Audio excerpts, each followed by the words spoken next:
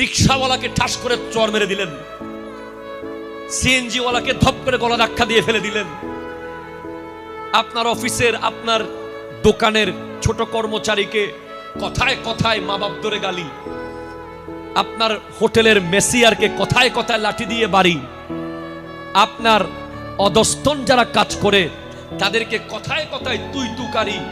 না না না, হ্যাঁ আপনি শাসন করবেন, একবার দুইবার তিনবার আপনি শাসন করবেন। এখন আমরা মনে করি যে সোয়ারের বদলে লাথি দিতে পারলে আমি বোধহয় জিতে গেছি। কথা বলো, ঠিক কিনা কথা বলো। আমরা মনে করি যে আমাকে সোয়ার দিছে, আমি যদি লাথি দিতে না পারি আমি তো শেষ।